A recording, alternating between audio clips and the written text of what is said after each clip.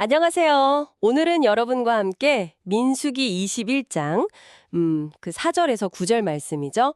광야에서 이스라엘 백성들이 불평하다가 불뱀에 물리고 또 노뱀을 보고 살아난 사건, 이 이야기에 담긴 깊은 의미를 한번 파헤쳐보는 시간을 갖겠습니다. 관련 설교 말씀 자료로 바탕으로 할 거고요. 오늘 저희 목표는 이 오래된 기록을 통해서요, 신앙이나 고난, 그리고 구원 같은 이런 주제들이 지금 여러분의 삶과 어떻게 연결되는지 그 자료가 제시하는 해석을 따라서 함께 좀 발견해 보는 겁니다. 자, 이야기 속으로 한번 들어가 볼까요? 백성들의 불평이 끔찍한 재앙을 불렀고 또 해결책은 되게 뜻밖이었잖아요. 노뱀을 장대에 매달아서 쳐다봐라. 이게 그냥 옛날 이야기 같지만 어쩌면 여기 우리가 놓치고 있는 놀라운 통찰이 있을지도 모릅니다. 그게 뭘까요? 우선 이 모든 여정의 시작, 그 출애굽 사건부터 짚어봐야 할 것 같아요. 이스라엘 백성이 이집트에서 나온 거, 이게 단순히 그냥 자유를 얻었다, 여기서 끝나는 게 아니라고 하죠. 그 이상의 의미가 있다고요. 맞습니다. 출애굽을 그냥 해방이라는 결과로만 보면 사실 좀 중요한 걸 놓칠 수 있어요. 이건 사실 거대한 계획의 시작점이었거든요. 하나님께서 이스라엘을 그냥 노예 상태에서 구해내신 것만이 아니라 제사장 나라로 삼으시려는 그런 목적이 있으셨던 거죠. 제사장 나라요? 네. 그러니까 온 세상에 하나님의 뜻을 보여주고 또 하나님과 세상을 연결하는 그런 특별한 역할을 맡은 공동체. 쉽게 말하면 그런 의미인데요. 그래서 중요한 건 해방됐다는 그 사실 자체보다 해방된 백성으로서 이제 앞으로 어떻게 살 거냐, 그 삶의 방향, 이게 훨씬 중요했다는 겁니다. 아, 그러네요. 약간 1945년 우리나라 해방이랑 좀 비슷하게 들리기도 해요. 물론 해방 자체는 너무나 감격스러웠지만 진짜 중요한 과제는 그 다음이었잖아요. 어떤 나라를 만들 건지, 우리가 어떤 국민으로 살 건지 이런 무거운 책임감이 있었으니까요. 그렇죠. 이걸 우리 삶에 가져와 보면 시험에 합격했다거나 어려운 프로젝트를 끝냈을 때 아, 이제 끝났다. 이게 아니라 어쩌면 이제부터 진짜 시작이구나. 이런 마음이 필요하다는 거겠네요. 맞아요. 그 성취가 새로운 책임감, 또 새로운 삶의 방식, 이걸로 이어지는 출발선이라는 거죠. 때로는 그게 더 부담스러울 수도 있고요. 네. 그리고 바로 그 지점이 구원이라는 개념하고도 연결이 깊어요. 우리가 구원받았다. 이런 보통 이제 천국 간다. 어떤 최종 목적지처럼 생각하기 쉬운데 여기서 강조하는 건 그게 아니라는 거예요. 아, 그래요? 네. 오히려 구원은 이 땅에서 하나님의 백성이란 새로운 신분을 가지고 살아가는 어쩌면 정말 평생이 걸릴 수도 있는 긴 여정의 시작이라는 거죠. 마지막 날, 최종 목적지에 이를 때까지 계속되는 과정이라는 거예요.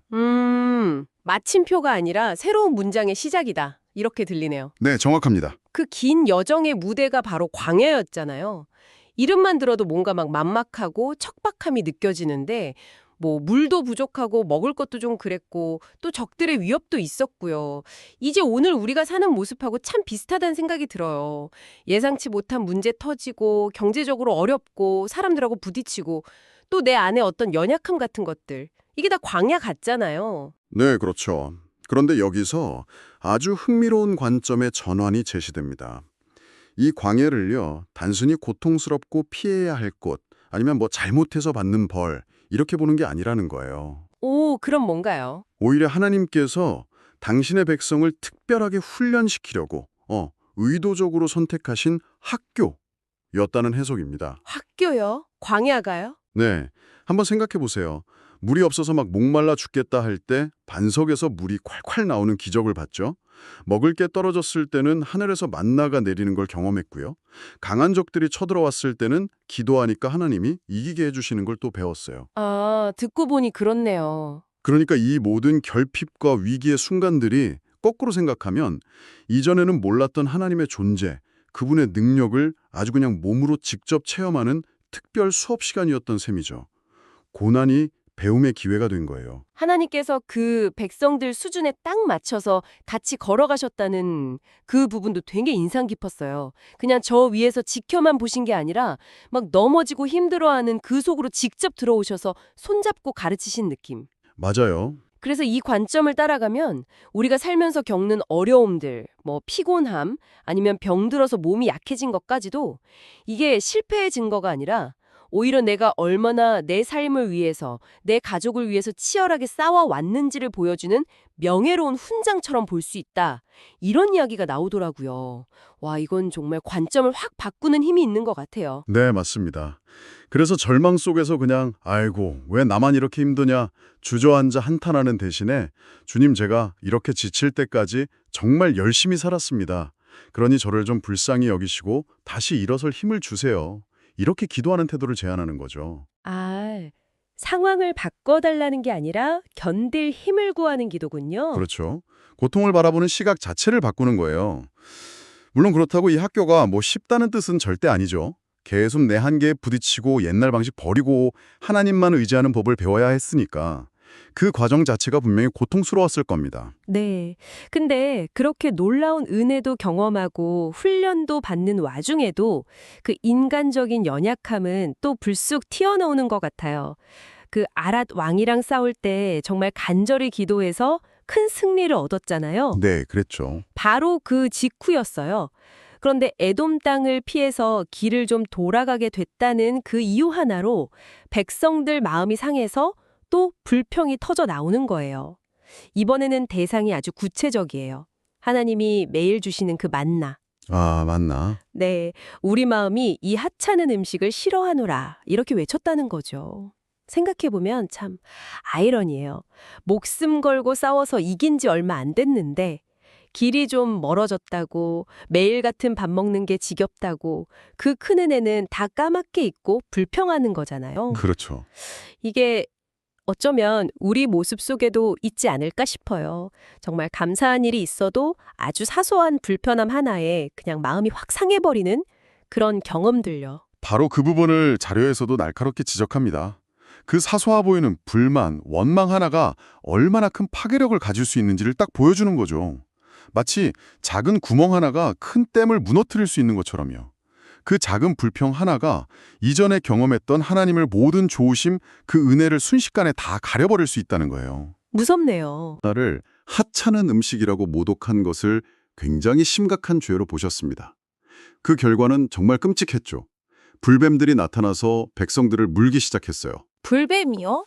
네, 성경 묘사를 보면 이 뱀에 물리면 막 온몸에 불이 붙는 것 같은 극심한 고통 속에서 죽어갔던 것 같아요. 상상만 해도 끔찍합니다. 그렇게 많은 사람들이 죽어나가니까 그제야 백성들이 정신을 차린 거죠. 네, 그제야 자신들의 죄, 특히 하나님과 모세를 원망했던 게 잘못됐다는 걸 깨닫고 모세에게 달려가잖아요. 우리가 여호와와 당신을 향하여 원망해서 범죄했습니다. 제발 여호와께 기도해서 이 뱀들을 좀 떠나가게 해주십시오. 아주 절박하게 회개하고 간청하는 거죠. 네. 이때 하나님께서 내놓으신 해결책이 바로 그 유명한 놋뱀입니다. 하나님은 모세한테 불뱀하고 똑같은 모양으로 놋뱀을 만들어서 그걸 장대 위에 높이 매달아라 이렇게 명령하셨어요. 네. 그리고 물린 자마다 그것을 보면 살 거다 이렇게 약속하셨죠. 네. 여기서 진짜 중요한 핵심이 나옵니다. 그게 뭔가요? 사람들을 살린 게 그 놋뱀이라는 구리 조각 자체에 무슨 신비한 힘이 있어서가 아니라는 거예요.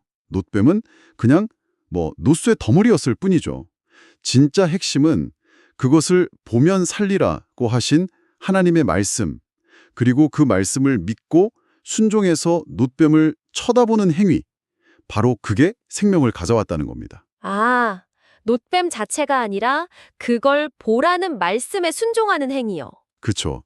하나님의 말씀에 대한 믿음과 순종, 이 연결고리가 딱 작동했을 때 구원이 일어난 거죠. 그러네요. 그러니까 뱀에 물린 상처에 약을 바르거나 뱀을 쫓아낼 방법을 찾는 게 아니라 전혀 다른 행동, 그냥 장대 위에 놋뱀을 바라보는 행위가 필요했다는 거군요. 어떻게 보면 되게 비논리적이잖아요. 맞아요. 상식적으로는 이해하기 어려운 처방이죠. 그런데 바로 그 지점에 신앙의 본질 같은 게 담겨 있다고 볼 수 있어요. 내 생각, 내 경험, 어떤 합리적인 판단을 넘어서서 하나님의 말씀을 믿고 따르는 것. 이게 광야학교의 아주 중요한 교훈이었고 놋뱀 사건은 그 절정이라고 할 수 있습니다. 그리고 이 놋뱀 이야기가 여기서 딱 끝나는 게 아니라 신약 시대로 넘어가면서 훨씬 더 깊은 의미를 갖게 되죠. 예수님께서 직접 요한복음 3장에서 니고데모라는 사람에게 하신 말씀이 있잖아요. 모세가 광야에서 뱀을 든 것 같이 인자도 들려야 하리니 이 말씀을 통해 이 사건을 다시 해석하죠. 네, 맞습니다. 이 해석에 따르면 그 장대 위에 높이 매달렸던 놋뱀은요, 앞으로 오실 예수 그리스도께서 십자가 위에 높이 달리실 것을 미리 보여주는 일종의 그림자 혹은 예표였다는 겁니다. 예표요? 네, 미리 보여주는 표식이라는 뜻인데요. 구약의 어떤 사건이나 인물, 제도가 신약 시대에 나타날 더 완전한 실체, 특히 예수님과 그분의 일을 미리 암시하고 보여주는 걸 말해요. 뭐 영화 예고편 같다고 할까요? 아, 예고편이요? 네. 그래서 십자가는 그냥 로마 시대의 잔인한 사용틀, 그 흉측한 나무 기둥이 아니라는 거예요. 그 안에는 불뱀의 독, 즉 죄와 죽음이라는 그 치명적인 독에 물려서 죽어가는 모든 인류를 살리시려는 하나님의 그 절절한 사랑, 그리고 유일한 구원의 계획이 담겨 있다는 해석인 거죠. 와. 놋뱀이 그걸 바라본 이스라엘 백성을 육체의 죽음에서 살렸듯이 십자가의 예수님은 그분을 믿음으로 바라보는 모든 사람을 영적인 죽음에서 구원하신다는 겁니다. 듣고 보니 그 놋뱀을 바라보는 행위랑 십자가를 바라보는 행위가 정말 깊이 연결되어 있네요. 둘 다 나를 힘들게 하는 문제, 뭐 불뱀이든 죄든 거기서 눈을 돌려서 하나님이 주신 해결책, 놋뱀이랴 십자가를 믿음으로 봐야 한다는 거니까요. 바로 그 점입니다. 이게 오늘 우리에게 아주 실제적인 질문을 던지는 거죠. 그럼 우리는 이 놋뱀 사건과 십자가의 의미를 오늘 우리 삶의 그 광야에서 어떻게 적용하면서 살아야 할까? 이 질문이 남는 거죠. 네, 맞아요. 지금까지 나눈 이야기들 속에서 우리가 딱 붙잡아야 할 핵심적인 삶의 원리들이랄까? 그런 것들을 좀 더 명확하게 정리해 볼 필요가 있을 것 같아요. 여러분을 위해서 몇 가지로 한번 요약해 보겠습니다. 첫째는요, 우리 삶에서 마주치는 그런 사소한 불편함이나 어려움 때문에 더 큰 은혜를 잊어버리고 원망하거나 불평하는 습관, 이거부터 멈춰야 한다는 겁니다. 그리고 의식적으로 감사를 회목해야 한다는 거죠. 때로는 내 계획이랑 다르게 인생길이 좀 돌아가는 것처럼 느껴질 때도 있잖아요. 그럴 때조차도 그 길 가운데 하나님이 함께 하시고 선한 뜻이 있음을 믿고 오히려 감사를 선택하는 훈련. 이게 필요하다는 거예요. 만나 불평하다가 불뱀 만났던 거 기억해야겠죠? 네, 중요하죠. 그리고 둘째, 삶의 고난이나 어려움, 심지어 병 때문에 몸이 약해진 것까지도 이걸 실패의 증거로 여기면서 좌절하기보다는 아까 이야기 나눴던 것처럼 명예로운 훈장으로 여기면서 하나님 앞에 나아가는 태도가 중요하다는 겁니다. 하나님, 왜 저한테 이런 시련을 주세요? 이렇게 따지는 대신에 주님, 제가 여기까지 오느라 이렇게 지쳤습니다. 저를 불쌍히 여기시고 새 힘을 주세요. 이렇게 간구하면서 하나님의 위로와 능력을 구하는 것. 이게 어쩌면 광야 학교의 모범생이 되는 길이 아닐까 싶어요. 네, 그 기도가 필요합니다. 셋째, 그리고 이게 어쩌면 가장 중요하고 궁극적인 적용점일 텐데요. 우리를 고통스럽게 하는 문제 그 자체, 그러니까 불뱀이나 내 안의 죄, 나를 둘러싼 힘든 환경, 여기에 시선을 딱 고정시키는 대신에 우리의 시선을 들어서 십자가를 바라봐야 한다는 것입니다. 그렇죠. 불뱀에 물려서 죽어가던 이스라엘 백성들이 살기 위해서 해야 했던 유일한 행동은 다른 어떤 노력이 아니었어요. 그냥 장대 위에 달린 놋뱀을 쳐다보는 것이었잖아요. 마찬가지로 오늘 우리가 삶의 수많은 문제와 죄의 고통 속에서 살기 위해 해야 할 가장 본질적인 일은 바로 우리를 위해 십자가에 달려 죽으시고 부활하신 예수 그리스도를 믿음으로 바라보는 것이다. 이렇게 자료는 강조합니다. 다른 모든 해결책을 찾기 전에 먼저 이 시선의 전환이 필요하다는 거죠. 네, 그렇습니다. 그 십자가를 바라볼 때 우리는 비로소 나를 향한 하나님의 그 조건 없는 사랑, 완전한 용서를 발견하게 되죠. 그리고 그 어떤 절망과 죽음의 독도 우리를 건져내시는 그 강력한 구원의 능력을 경험하게 됩니다. 문제가 갑자기 사라져서가 아니라 그 문제를 이겨낼 힘과 소망을 바로 십자가 안에서 얻기 때문이에요. 이게 놋뱀 사건을 통해서 우리에게 주시는 가장 강력한 메시지가 아닐까 싶습니다. 자, 오늘 우리는 민수기 21자세의 굴뱀과 놋뱀 사건을 통해서 광야 같은 인생길을 걸어가는 우리에게 꼭 필요한 지혜를 함께 찾아봤습니다. 핵심은 분명해 보입니다. 문제 자체나 내 안에 불평에 빠져 있지 말고 시선을 들어서 하나님께서 마련하신 구원의 길, 그러니까 놋뱀으로 미리 보여주셨고 십자가에서 완성된 그 길을 믿음과 순종으로 바라보는 것. 이게 광야를 통과하는 비결이라는 거죠. 마지막으로 이런 질문을 한번 던져보면서 마무리하면 어떨까 싶습니다. 오늘 이야기에서 우리는 놋뱀 그리고 궁극적으로 십자가를 바라보는 행위가 생명을 얻는 유일한 길이라는 것을 계속 확인했잖아요. 그렇다면 지금 여러분 각자가 개인적으로 마주하고 있는 삶의 구체적인 어려움들, 여러분을 괴롭히고 물어뜯는 각자의 불뱀들 앞에서 신앙의 초점을 딱 맞춰서 그것들로부터 의도적으로 눈을 돌려 십자가를 바라본다는 것, 이게 구체적으로 어떤 행동, 어떤 마음가짐을 의미할까요? 그리고 그런 관점의 전환이 여러분의 남은 광야 여정의 경험을 어떻게 진짜로 변화시킬 수 있을지 한번 깊이 생각해 보시면 좋겠습니다. 오늘 이 깊이 있는 탐구에 귀 기울여 주신 여러분께 진심으로 감사드립니다.